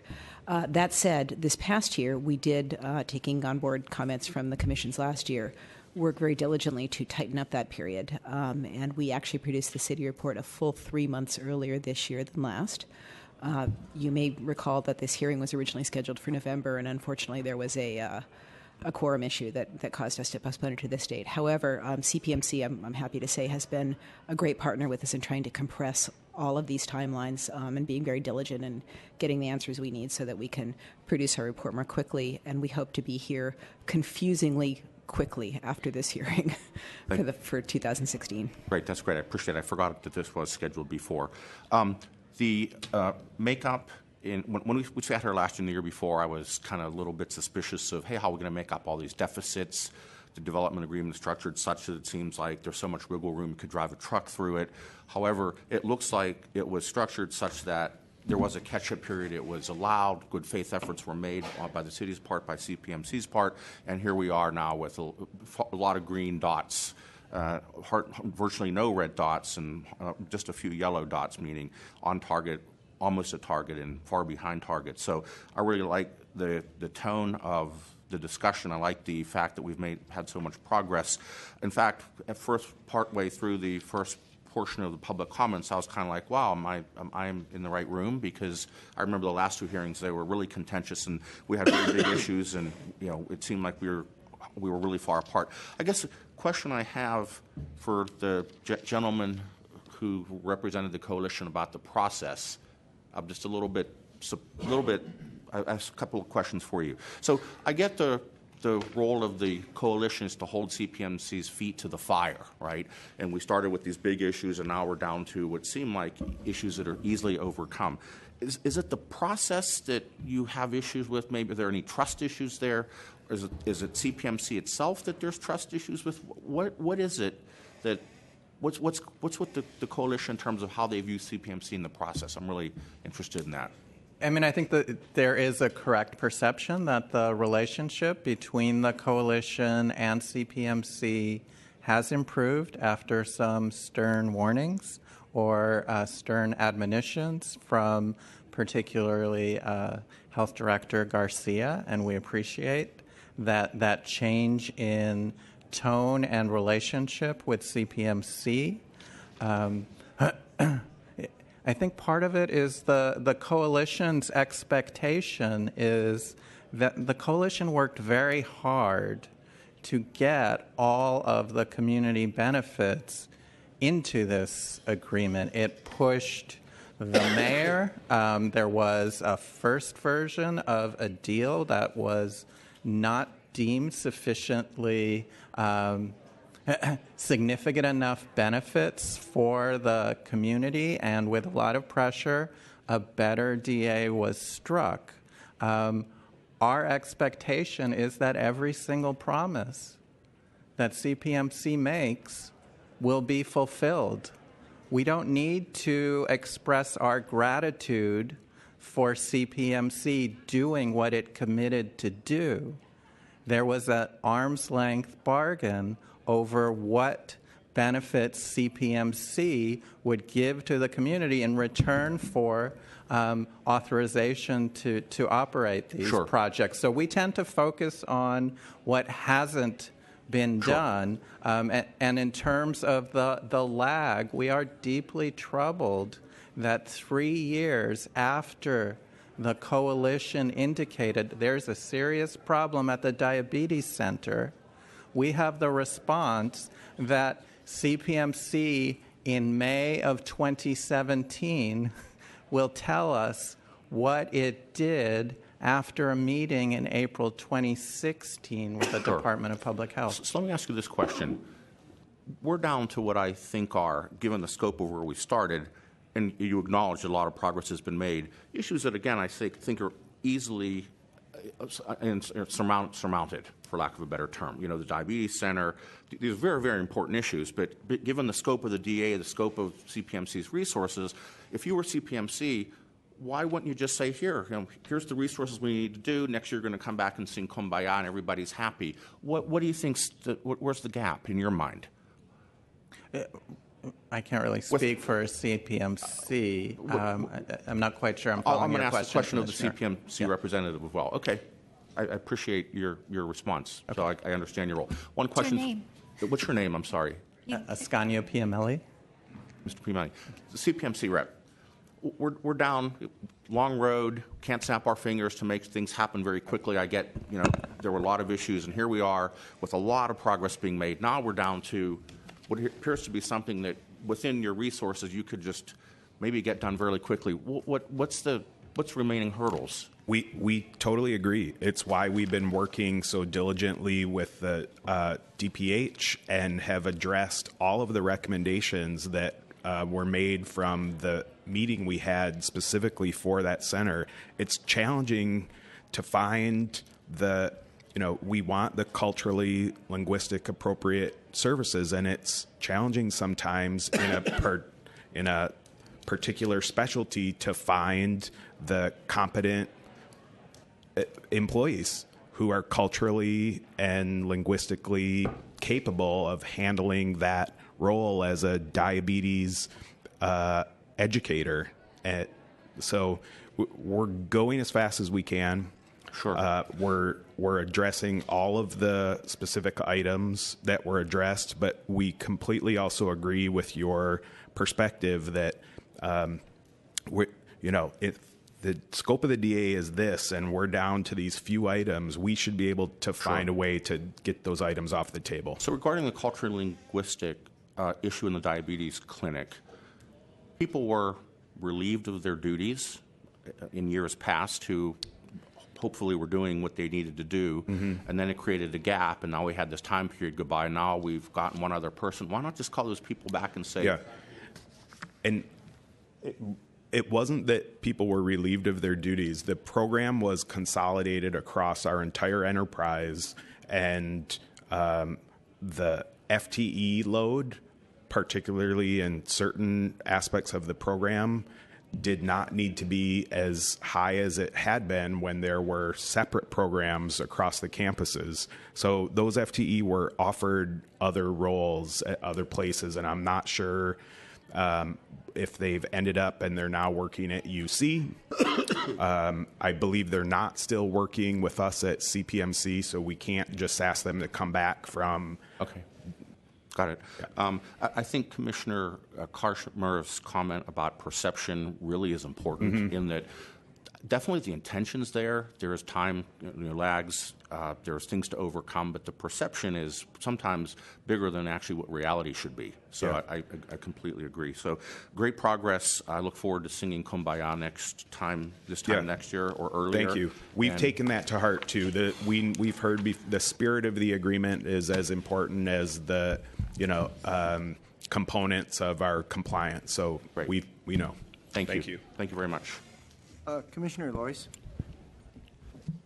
Good afternoon, ladies and gentlemen. I have a couple of comments. One of them has to do with, I can remember some years ago when we were having a discussion about saving St. Luke's as opposed to the discussion that we're having today about improving the quality of overall services and relationship to the community. The concern that I always express, and it may not be valid because this is my first hearing, I hope of many, that have, in my mind's eye, been very positive and constructive in terms of the presentation from both staff and from the community. And so I want to be clear that when we look at the burden of disease in the Latino and African American and Asian American communities, that when CPMC and the Planning Department and Health Department do outreach to bring aboard community members, that we go very deep into community and we don't just align ourselves with the historical nonprofits, but we look at those folks outside of the historical nonprofit community so that we can gain insight from those who are actually receiving services and from those who have a voice in the community that isn't heard via the traditional model of acquiring and recruitment of people to join community-based organizations as representatives from people of color community, and certainly from the Southeast sector, and certainly from the Mission District. I've watched this activity because I've been a 25-year resident of St. Mary's Park, which is about less than a mile away from St. Luke's. So I've watched this happen and grow and develop into, from what it was when we were saving St. Luke's to what it is today. And granted, I think that there are always going to be room for improvement. There's always going to be part of the community that is less than satisfied with the responses. But kudos to those who worked so diligently and so hard from both a community perspective and from CPMC and from local government. So thank you.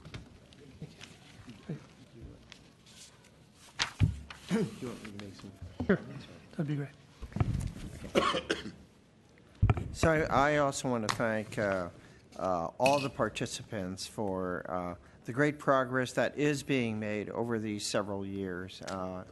And a number of us have been sitting here, and it is better to be really looking at the fact that the major component parts are moving forward. And where we are now is where comments have been made regarding how we can actually enhance where we are going to go so that the healthcare facilities that are being built here will serve the entire population and the public. And that includes clearly the residents who are around the new Cathedral Hill and the residents of St. Luke's, along with the greater city. We aren't that large that we don't really have as a catchment area the entire city of San Francisco. And clearly a number of very progressive steps have been taken, but they do appear to take an awful long time to get there, even if we ignore the fact that this is a 2015 report, because we did get an update on the current priorities and pretty much a feeling as to where, even in 2016, we're hoping to hear even better information. But the fact that after all the discussion at St. Luke's, as just an example, it has taken almost 2 years in order to bring about one additional bilingual staff member. And with apparently some question that there still is community input. So I believe that from at least the health standpoint, we certainly are on point with most of the agreement.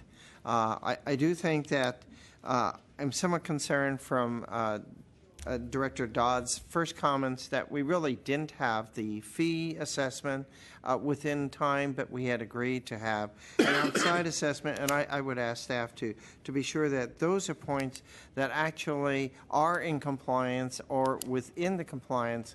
But clearly, if we're behind in that, then the issue of the cost of our health care for city employees may, in fact, be overstated if, in fact, the study shows that there were problems. So I think that needs to move forward. It's a small point, but so many are on our city plan. I would think that I don't have all the details on how that audit was supposed to work, but if it is supposed to be sure that the rates are appropriate, then we need to be sure about that a lot earlier, or perhaps it's within the time schedule. I'm not sure, but I do think we need to understand that a little better. I think the other broader things that I would also like to echo is that I think that going beyond the letter of the agreement is the spirit. And the spirit does say that we involve those who actually are in need of the care from our communities and or may be able to benefit, and even better, to be able to actually enhance the services that may well be provided. I think many of our commissioners spoke about other organizations within each of the communities that may well be a synergism to the work that St. Luke's would do. I know that the question advisory boards always comes up and how formal and how informal, but really to have the community input. It's what we do at the Department of Public Health, right? We actually hold all these hearings and involve we must have 3-4 dozen advisory boards so that we understand what the communities, what our target populations need, and therefore we can also have them as partners as we move forward to those goals that we have for our own organizations. And I would see that where CPMC and Sutter wants to go in San Francisco, and you have 2 campuses and 2 great areas to really make that impact on our communities. Working with the communities really is going to make an even better agreement and a better healthcare system for all of us. So I would encourage that. And lastly, I would encourage that we not only look at the letter of whether or not we are meeting cultural competence, but it's really an issue of are we actually creating a better environment for healthcare decision making, which is what it's all about. And so it's not merely complying with the very pretty picture of 15 standards and where we have all the people in place to do it. That's a progress and a process, but that we actually understand the outcomes. You've got some of that on your interpreters, but I encourage that as we look at this, the class standards are not merely there just to be checked off. They're there to be sure, and in some way it's not easy, but to measure that we've really made a difference by being able to have appropriate class standards and not just the numbers that we have. So I think from our standpoint, I really commend our own department staff for the work that they have done in trying to respond to this. I thank CPMC for filling out all these forms and so that our staff could comment on it. But I do look forward to an earlier report for 2016 next year, and with the feeling that communities are being brought together and can work together for a better healthcare system and for 2 great hospitals. Great. Any additional commissioner comments? No, thank you all then for coming. Thank you to the Health Commission, and thank you again to city staff. I know this is a ton of work, and especially to the community and the coalition who have been a driving force in getting this agreement done and implementing it. So I think that's all. Jonas. Indeed it is. I believe the commission will break before our regular hearing for 30 minutes. Yeah, so if you're here for the 12 o'clock Planning Commission hearing, we're going to take a break. We're finishing up our 10 o'clock meeting, and we'll be back here at 12:45. Thank you. I'm going to take a leak.